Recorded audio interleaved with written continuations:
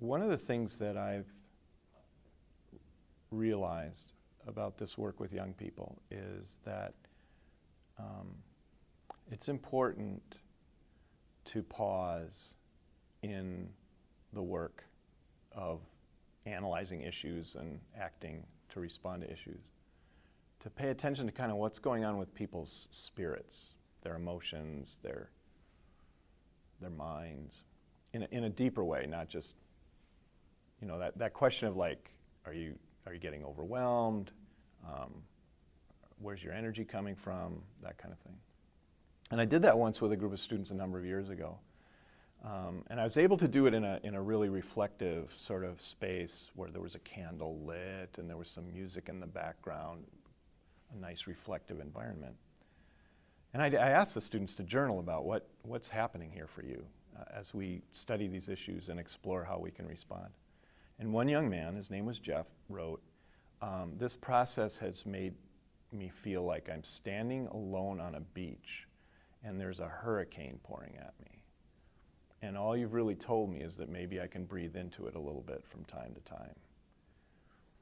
And I'd heard people express that sense of, I feel overwhelmed by all of this stuff. But a hurricane pouring at me is a pretty poetic image of that. And I've heard people talk about, I feel pretty powerless in the face of it, but the image of breathing into it a little bit from time to time is pretty poetic. And he put these two together. And I often share that with young people that I'm working with. I share that with educators. I share that with activists.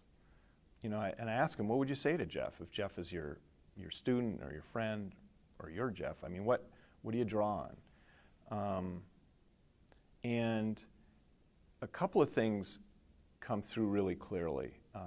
One is it's really hard to feel alone.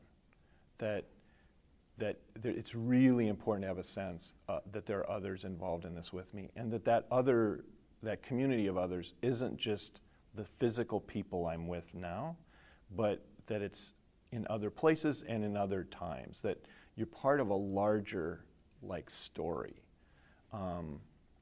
There's an image that I use with students.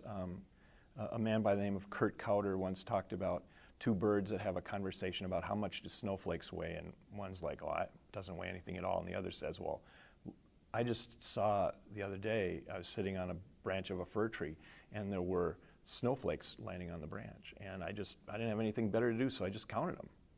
3,269,451, and when the next snowflake landed, the branch broke off. And it's an image of the value of thinking about community spread out over space and time, because individually we are pretty powerless.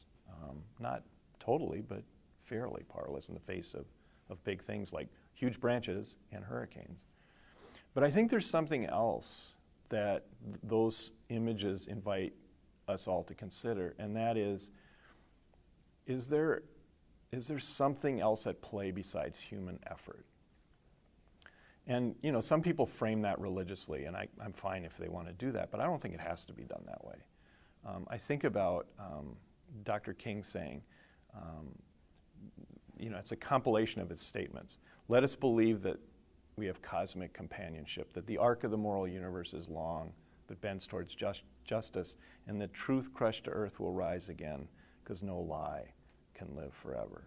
You know, and Gandhi once said, you know, there have been tyrants and murderers, and for a time they can seem invincible. But in the end, they always fall. I mean, think about that. You know, history is the story of how truth ultimately and love ultimately win.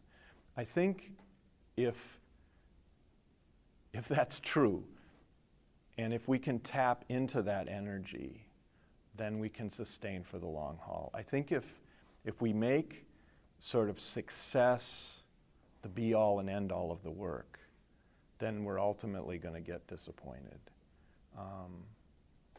But if we can see that faithfulness to the process matters, and that we're part of a larger story, maybe even larger than just human beings spread out over space and time, I think that's got the power to sustain us. It sustains me.